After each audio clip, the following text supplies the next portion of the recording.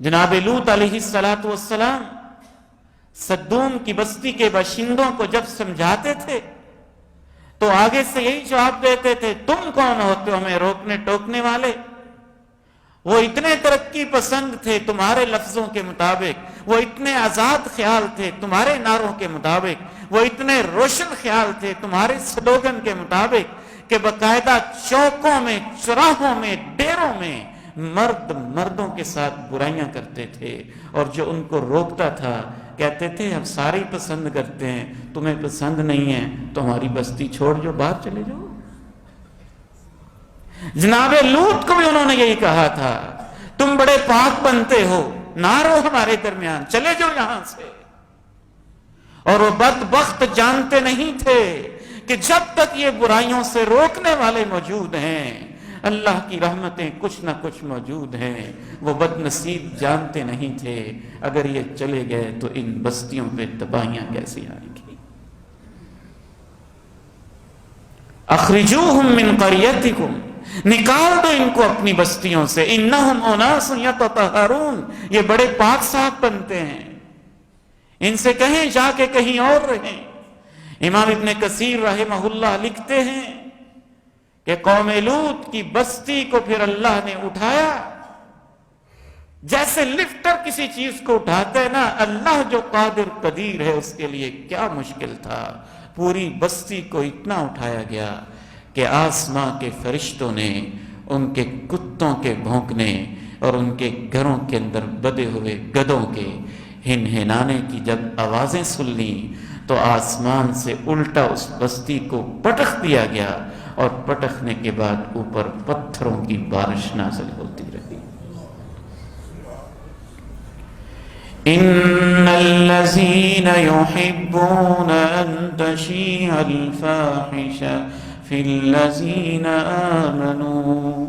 لهم عذاب أليم في الدنيا والآخرة والله يعلم وأنتم لا تعلمون۔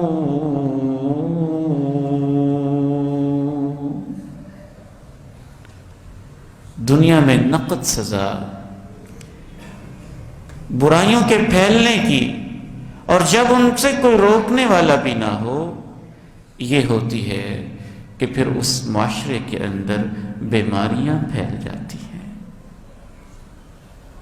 آج میں مسلسل پریشان رہا، 1 مہینے سے 2-3 سالوں سے دیکھ رہے ہیں، ایک بیماری ختم ہوتی ہے تو دوسری شروع ہو جاتی ہے، دوسری سے نجات ملتی ہے تو تیسری کے لپیٹ میں چلے جاتے ہیں، اس سے جان چھوٹتی ہے تو کوئی چوتھی آزمائش سامنے کھڑی ہوتی ہے۔ بیماریاں معاشروں پہ ایسے حملے کر رہی ہیں کہ سارے کی ساری ٹیکنالوجی، ساری کی ساری ترقیاں اور ساری کی ساری تحقیقیں ان کے سامنے ڈھیر نظر آتی ہیں اور خاک نظر آتی ہیں۔ میں یہ نہیں کہتا کہ ان کا ظاہری سبب کوئی نہیں، ظاہری اسباب بھی ہوتے ہیں، پولوشن بھی فیکٹر ہو سکتا ہے، پانی کی خرابی بھی فیکٹر ہو سکتا ہے، ناقص غذا اور خوراک بھی وجہ ہو سکتی ہے، بے احتیاطی بھی وجہ ہو سکتی ہے، لیکن ایمان رکھنے والے لوگ یہ مانتے ہیں یہ وجوہات ثانوی اور سیکنڈری ہیں، ان میں سب سے بڑی اور بنیادی روحانی اور اخلاقی وجہ ہے۔ جب سارے سائنسدان ناکام ہو جائیں اور ساری دنیا پریشان بیٹھی ہے کہ ہم ان برائیوں پہ کنٹرول کیوں نہیں کر پا رہے، تو معلوم یہ ہوتا ہے یہ آسمانوں سے کوئی آفتیں آ رہی ہیں، آسمانوں سے کوئی پریشانیاں آ رہی ہیں، اور اللہ کے پیارے نبی نے بتایا ہے کہ وہ کیوں آتی ہیں۔ آپ نے فرمایا ما ظہرت الفاحشۃ فی قوم قط،